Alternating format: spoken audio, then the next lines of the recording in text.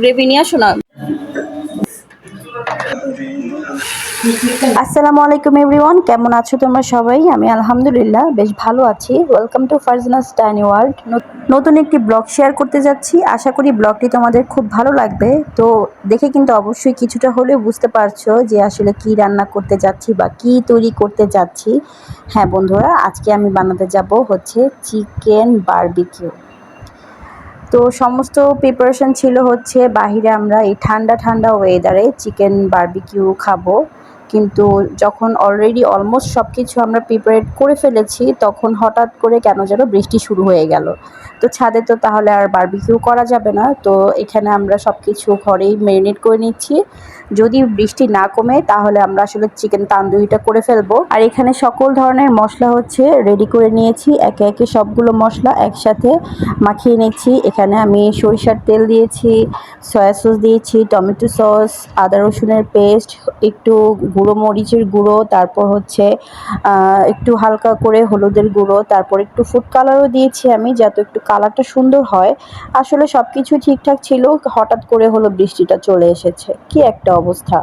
তো একে একে সবগুলো মুরগি আমি ভালো করে এখানে ম্যারিনেট করে দিব, ভালোভাবে যেন ম্যারিনেটটা হয়। আসলে ম্যারিনেটটা যতক্ষণ ফ্রিজে রাখা যায় করে, তত কিন্তু মুরগিটা আসলে খুবই টেস্ট হয়। তো ভালোভাবে এখানে চামচ দিয়ে কিছুক্ষণ নাড়াচাড়া করার পর দেখছি যে আসলে সেভাবে ভালোভাবে হচ্ছে না ম্যারিনেশনটা।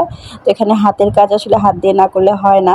হাত দিয়ে ভালোভাবে ম্যারিনেট করে আমি ফ্রিজে এটাকে অনেকক্ষণ রেখে দিয়েছিলাম, কিন্তু বৃষ্টি আসলে কমে উঠলই না একেবারে। কি করব, এখন চুলোতে প্যান দিয়ে হচ্ছে আমরা চিকেন তান্দুরি করা শুরু করে দিয়েছি।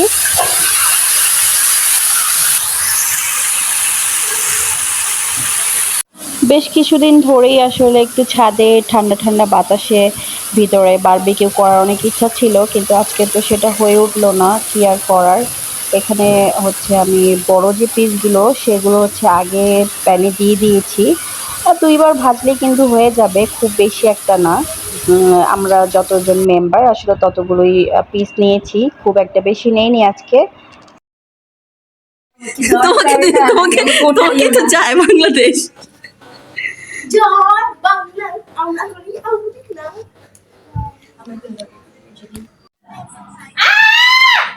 নষ্ট করো না। তোমরা কি করছো?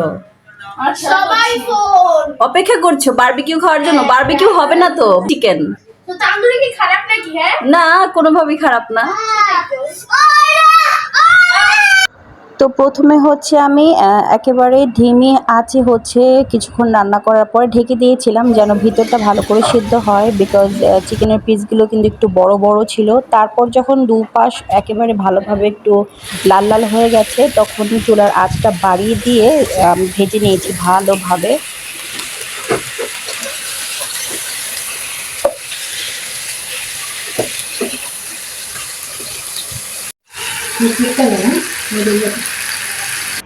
তো দেখতেই পাচ্ছো সুন্দর কিন্তু দুই পাশটা একেবারে সুন্দর হয়ে গেছে, আর কিন্তু মশলাগুলো একবারে লেগে লেগে গিয়েছে। দ্যাট মিন্স মুরগিগুলো আমার হয়ে গিয়েছে।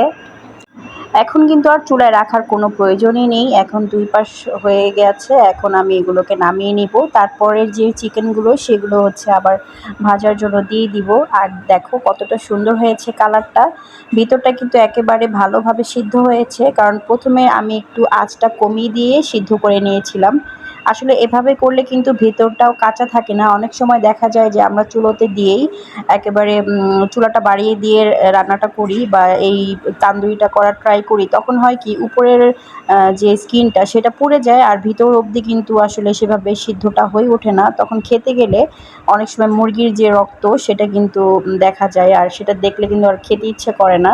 তো আমি বাকি চিকেনগুলো হচ্ছে দিয়ে, এখন যেহেতু আর বাহিরে আমরা আসলে নান রুটি আনতে যাওয়ার কথা ছিল, বাহির থেকে নান রুটি এনে বারবিকিউ দিয়ে খাওয়াবো সবাইকে, তো সেটা আর হয়ে উঠলো না, বাহিরে তো যাওয়া হচ্ছে না। তাই ভাবলাম যে বাসায় রুটি বানিয়ে ফেলি।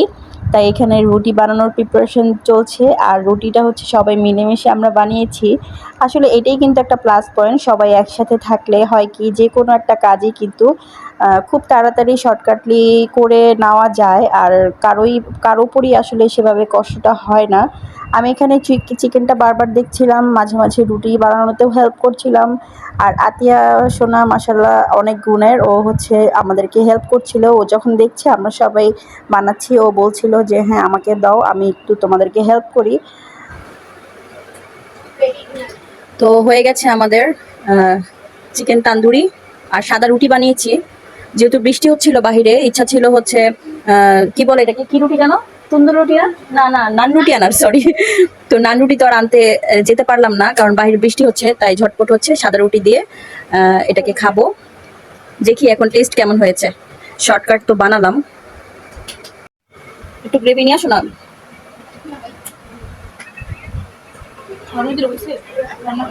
আর এখানে হচ্ছে খাবার টেস্ট করার আগে একটু ঢং করে নিচ্ছি। ঢং বলতে হচ্ছে একটু ফটোশ্যুট বা একটু রিলস ভিডিও বানানোর জন্য কিছু টেকনিক ছিলাম। আর এইটা কে, এই ছেলেটা কে?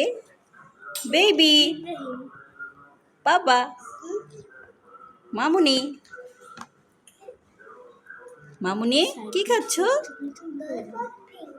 Lollipop pink. ওকে মাম্মি, এই যে খাচ্ছি আমরা, বিসমিল্লাহ করি।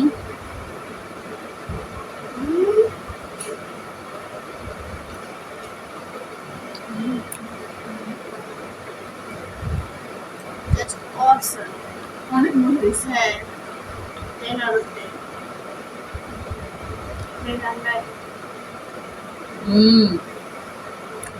মজা।